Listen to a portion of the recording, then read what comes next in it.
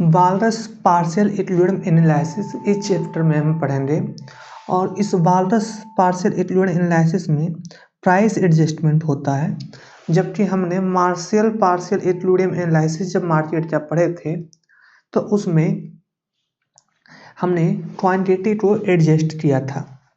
तो martial partial equilibrium analysis दोबारा जब देखते हैं तो उसमें इस तरह से आप समझ सकते हैं कि मार्शल का जो डिमांड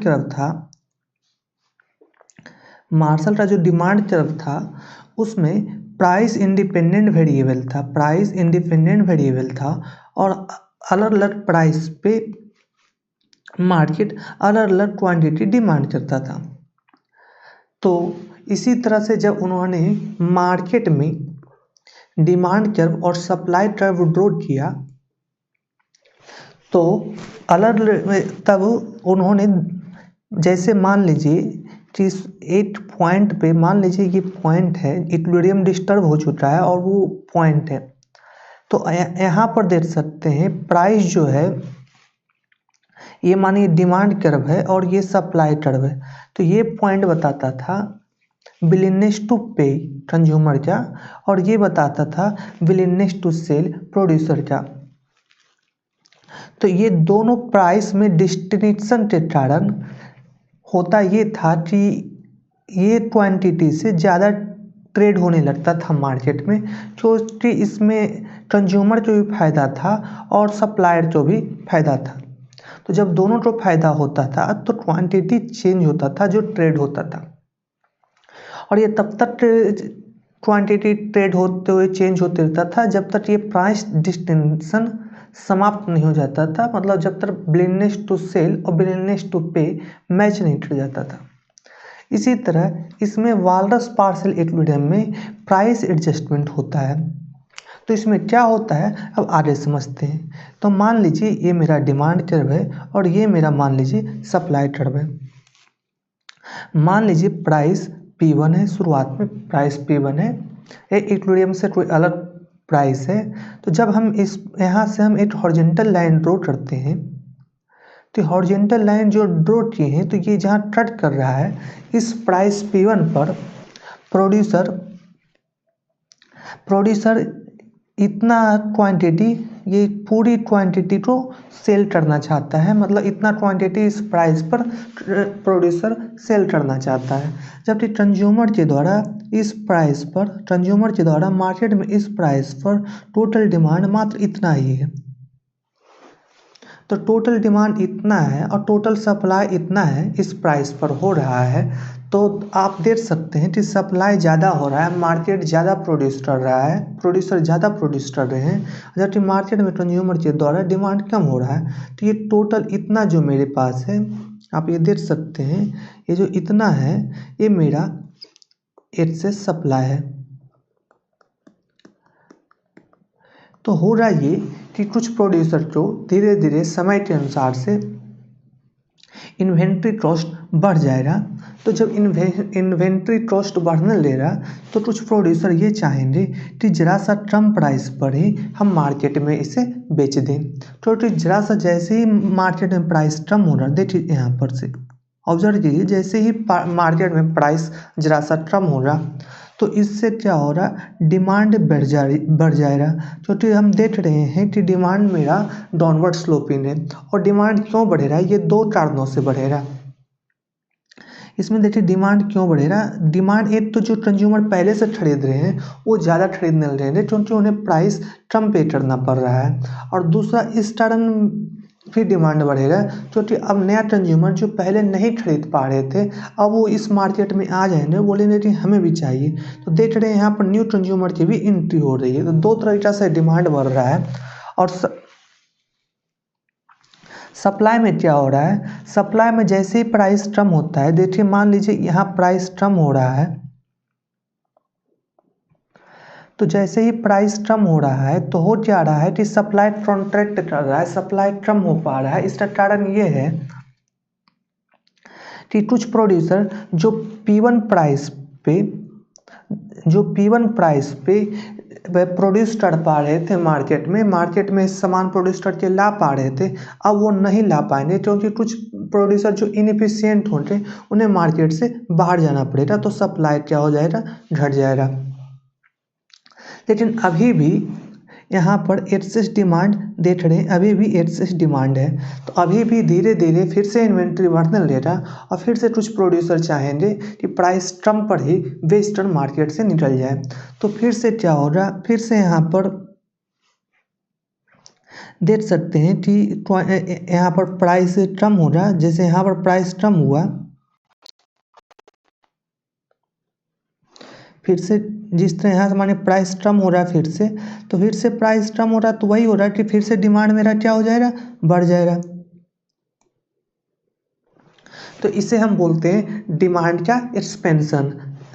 और फिर यहाँ पर देख रहे हैं जब प्राइस बढ़ जाए, प्राइस फिर से घट गया, तो यहाँ पर देखिए प्राइस घट रहा है तो क्या हो रहा है, डिमांड का एक्सपेंशन हो रहा है। और यहाँ पर सप्लाई का कंट्रैक्शन हो रहा, क्यों हो रहा सप्लाई का कंट्रैक्शन, फिर से वही रीज़न है कि अब और जब प्राइस कम हो गया है तो कुछ और प्रोड्यूसर जो रहेंगे वो नहीं प्रोड्यूस कर पाएंगे, उनका मार्केट में रहना फायदेमंद नहीं रहेगा, तो वो सोचेंगे कि इससे बढ़िया है कि मार्केट से निकल जाए, तो सप्लाई फिर से कम हो जाएगा। तो ये तब तक चलते रहेगा जब तक कि एक्सेस सप्लाई जीरो नहीं हो जाए, मतलब जितना क्वांटिटी टू सेल हो, जितना क्वांटिटी टू वो सेल करना चाहते हैं और क्वांटिटी जितना विलिंग टू परचेज हो रहा है मार्केट में, दोनों बराबर हो जाए। तो ये मान लीजिए ये ट्री क्वांटिटी पर ऐसा होता है, तो मेरा ट्री हो रहा है इक्विलिब्रियम इसी टोटल क्यू पर टोटल क्वांटिटी पर मार्केट में डेवलप हो रहा है, और इसमें जो भी प्राइस हो रहा है, मान लीजिए प्राइस पी है, तो इसे इक्विलिब्रियम प्राइस बोलेंगे और ये इक्विलिब्रियम क्वांटिटी हो रहा है। तो अब यहाँ तक आप समझ चुके हैं। आप सोचिए कि मान लीजिए कि प्राइस तो हम शुरुआत में P1 माने थे, और मान लीजिए कोई दूसरा P2 प्राइस है, और मान लीजिए वो इक्विलिब्रियम से कम प्राइस है, तो इस कंडीशन में क्या हो रहा, क्या अब भी इक्विलिब्रियम की तरफ वापस जाएगा। और देखिएगा यहाँ पर आप देख सकते हैं कि इस क्वांटिटी यहाँ पर क्या है, जब P2 प्राइस है तो क्वांटिटी डिमांड जो है वो ज़्यादा आ रहा है कंज्यूमर के द्वारा, और सप्लाई प्रोड्यूसर के द्वारा देखिए कम हो रहा है। तो यहाँ पर इस पूरी कंडीशन में क्या हो रहा है, क्वांटिटी डिमांडेड ज़्यादा है, क्वांटिटी डिमांडेड एक्सेस हो रहा है, डिमांडेड एक्स्ट्रा है। तो जब क्वांटिटी डिमांड एक्स्ट्रा हो रहा है तो क्या चाहेंगे, मतलब कंज्यूमर क्या चाहेंगे, कंज्यूमर चाहेंगे कि कुछ कंज्यूमर तो ऐसा जरूर होने जिनके पास अच्छा खासा पैसा हो रहा और वो खरीदना चाह रहे हैं, तो बोलेंगे कि ज़रा सा ज़्यादा ही प्राइस में हमको दे दो। तो जैसे वो ज़्यादा प्राइस पे करना चाहेंगे, जैसे ही ज़्यादा प्राइस वो पे करना चाहेंगे, तो देखिए क्या हो रहा, देखिए जैसे वो ज़्यादा प्राइस पे करना चाहते हैं, तो यहाँ पर हम देख सकते हैं कि कुछ प्रोड्यूसर जो रहेंगे, यहाँ पर देखिए कुछ जो प्रोड्यूसर रहेंगे जो पहले से P2 प्राइस पर नहीं प्रोड्यूस कर पा रहे थे, अब वो P2 प्राइस से जब ज़्यादा प्राइस देखते हैं तो मार्केट में उतर आते हैं, क्योंकि अब उन्हें फ़ायदा होने लगता है। कुछ प्रोड्यूसर को या दूर स्थान पर जिनको लॉजिस्टिक का प्रॉब्लम होता था बेचने में, तो उन्हें लगेगा कि नहीं अब हम भी बेच सकते हैं, क्योंकि अब हमें ज़्यादा प्राइस मिल रहा है। तो इस तरह से देख सकते हैं कि सप्लाई बढ़ जाएगा।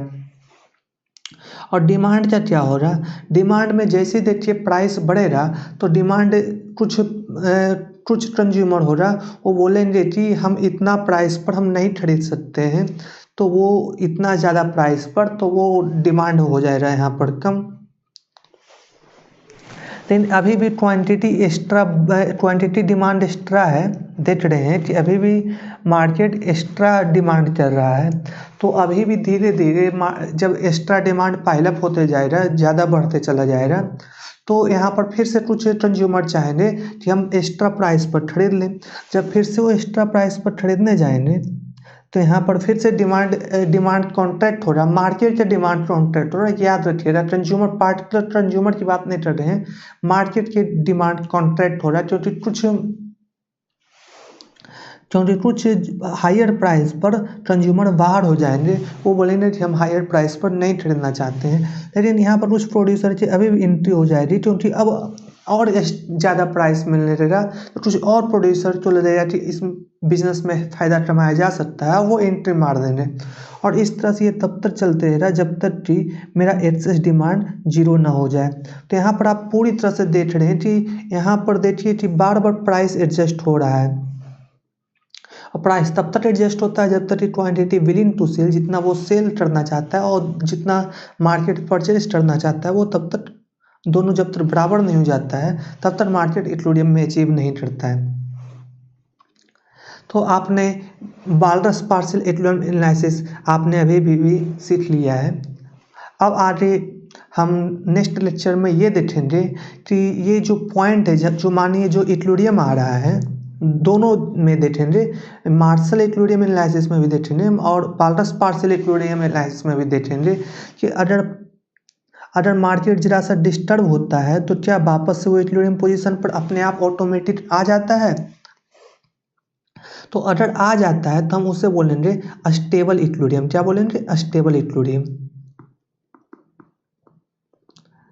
लेकिन मान लीजिए कि कहीं कभी ऐसा भी होता होगा कि हमने यहाँ पर मान लीजिए कि हमने इक्विलिब्रियम को डिस्टर्ब किया, लेकिन मार्केट ऑटोमेटिक इक्विलिब्रियम पर वापस नहीं आ रहा है, तो हम उसे बोलेंगे अनस्टेबल इक्विलिब्रियम। आप ये सब नेक्स्ट लेक्चर में देखिएगा।